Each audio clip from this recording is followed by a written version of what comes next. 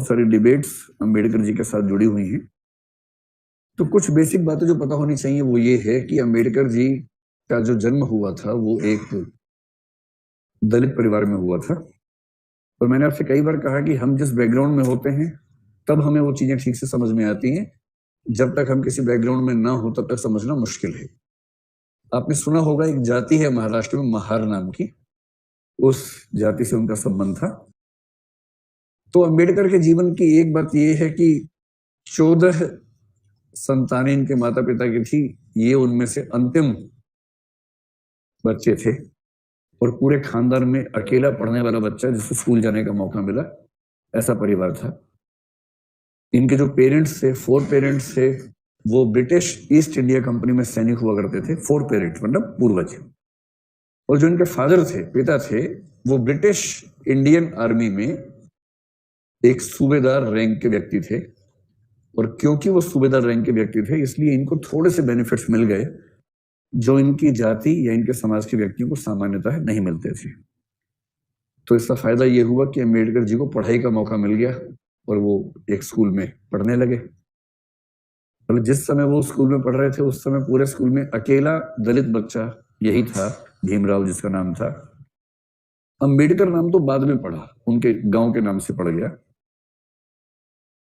तो उन्होंने लिखा है, एक आत्मकथा लिखी जिसको हिंदी में कहते हैं मैं कैसे बना, मी कसा भालू, मराठी में आत्मकथा है जिसमें ये सब लिखा है। तो स्कूल में एंट्री तो मिल गई पर स्कूल में बाकी बच्चों के बराबर अधिकार इनको नहीं थे। जैसे बाकी बच्चों के साथ बैठने का अधिकार नहीं था, उनसे अलग बैठना होता था। पूरे स्कूल के सारे बच्चों के लिए पानी पीने की व्यवस्था थी, इनके लिए नियम था कि अपने हाथ से पानी नहीं पी सकते हैं। कोई एम्प्लॉय स्कूल का होगा सवर्ण, वो मटके से पानी लेके दूर से इनको पिलाएगा ताकि बर्तन टच ना हो जाए। और इन्होंने लिखा है कि कई बार ऐसा होता था स्कूल में कि जिस दिन वह सहायक छुट्टी पर है जिससे ये पानी पी सकते हैं, और दिन दिन भर बिना पानी के उनको कैसे रहना पड़ता था, ऐसे जिक्र उन्होंने खूब किए हैं। बाद में संयोग इनका बड़ा अच्छा था। संयोग ये था कि इनको एक वजीफा मिला बड़ौदा नरेश की वजह से। आपने कोल्हापुर का भी जिक्र सुना होगा, साहू जी महाराज का जिक्र सुना होगा। इन दोनों व्यक्तियों का नाम बहुत ज्यादा आता है जिन्होंने जो दलित मूवमेंट भारत में विकसित हुआ उसमें मदद की। और फिर ये बड़ौदा राज्य से स्कॉलरशिप लेकर बाहर पढ़ने के लिए चले गए, जिसमें कंडीशन ये थी कि जब लौट के आएंगे तो ये वहां सिविल सर्वेंट बनेंगे, आज की भाषा में कहें तो पीसीएस ऑफिसर बनेंगे, ये अंडरस्टैंडिंग थी। फिर इन्होंने कोलंबिया विश्वविद्यालय जो अमेरिका में है वहां से, और फिर यूके से भी, यूके में अगर मैं ठीक ध्यान कर पा रहा हूं तो कैम्ब्रिज में शायद ये थे, मैं आपको बताता हूं, London school of economics LSE, UK में London school of economics. Ambedkar को खारिज करने वाले अंबेडकर के पैर की धूल के बराबर भी नहीं है पढ़ाई लिखाई के मामले में। इसका प्रमाण यह है कि आपने ऐसे लोग देखे होंगे जिन्होंने master of arts, MA MSc हमको कुछ किया है, कुछ व्यक्ति PhD वाले दिखे होंगे। मुझे पूरे भारतीय स्वाधीनता संग्राम में एक ही व्यक्ति दिखता है जिसने 1 नहीं 2 नहीं 4 PhD की थी, और वो डॉक्टर अंबेडकर है। 4 PhD, जिनमें से इकोनॉमिक्स में 2 PhD उन्होंने एक कोलंबिया विश्वविद्यालय से की और एक लंदन स्कूल ऑफ इकोनॉमिक्स से की। उसके बाद कानून पढ़ने का शौक सवार हुआ तो कोलंबिया विश्वविद्यालय से उसमें भी PhD LLD जिसको बोलते हैं वो हासिल की। और चौथी PhD उनको भारत में उस्मानिया विश्वविद्यालय से उनके कॉन्ट्रीब्यूशंस की वजह से मिली, जो उन्होंने एक बड़ा आंदोलन चलाया उसकी वजह से मिली। तो अंबेडकर का सौभाग्य था कि उनको पढ़ने का मौका मिला, और जब मिला तो उन्होंने इस पढ़ाई का पूरा फायदा उठाया। और जब इतना कुछ समझ लिया तो फिर उनको लगा कि मुझे कुछ लिखना भी चाहिए, मूवमेंट्स भी करने चाहिए। तो ये सब जब हुआ तो उसके बाद उन्होंने कई आंदोलन किए। उनके स्कूल के अनुभव तो आप जानते ही हैं कि पानी भी पीना है तो कोई होना चाहिए वरना पानी मिलेगा नहीं पीने को।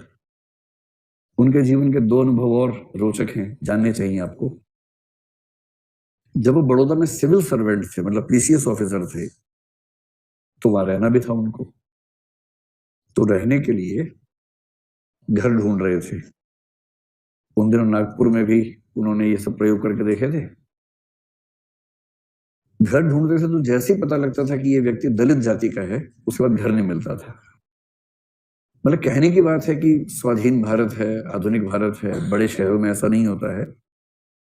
21वीं सदी में भी दिल्ली के मुखर्जी नगर में ऐसा होता है। आपको पता नहीं इस बात का आइडिया है या नहीं। बहुत सारे बच्चों को रूम इसलिए नहीं मिलता है कि वो मुसलमान हैं या किसी और धर्म के हैं। बहुत सारे बच्चों को तो इसलिए नहीं मिलता कि हरियाणा के हैं। मैं तो खुद वहां से हूँ। लेकिन ये ट्रेंड पिछले 5-7 साल का है, उसमें उनकी भूमिका भी ठीक ठाक रही है ऐसा ट्रेंड बनाने में। और अगर कोई बच्चा दलित बैकग्राउंड से है, उसको कमरा मिले, इसमें भी रिस्क है कि शायद ना मिले। आपको आश्चर्य होगा, लेकिन ऐसे केसेस हुए हैं पिछले 10 साल के अंदर, बहुत बड़े केसेस हुए हैं मुखर्जी नगर में ही। तो अंबेडकर ने कई घर ढूंढे, कोई घर उनको नहीं मिला, सिर्फ इसलिए कि वो शूद्र थे। अंत में एक घर उनको मिल गया। उनका दोस्त और वो गए बात करने के लिए, बातें हुई, पढ़ा लिखा आदमी था। मकान मालिक ने पूछने की जरूरत ही नहीं समझी कि आप किस जाति से हैं। इन्होंने बताया नहीं। ये क्यों बताए? तो घर मिल गया रहने को, उसमें रहने लग गए। और फिर एक दिन जब सुबह उठे तो इन्होंने सुना कि बहुत शोर आ रहा है आसपास से। और जब झांक के देखा तो सैकड़ों लोग हथियार लेके घर के बाहर खड़े हुए थे। हथियार में लाठी भाला वो सब। और वो सब इनको जान से मारने पर उतारू थे। मकान मालिक भी उसमें शामिल था कि मुझे बिना बताए मेरे घर में आके रहा और मेरे घर को अपवित्र कर दिया इस आदमी ने। और उस दिन काम तमाम था, लेकिन एक दो मित्रों के सहयोग से पता नहीं कौन से रास्ते से निकले और जान बची। और ऐसा एक और वाकया हुआ। एक नदी पार करनी थी एक भाषण देने के लिए।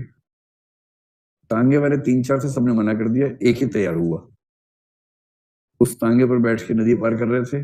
रास्ते में पुल, उस समय बहुत कच्चे टाइप का पुल था, और रास्ते में उस तांगे का पहिया निकल गया और तांगा नदी में गिरते गिरते बचा। खैर, ये बच गया किसी तरह से।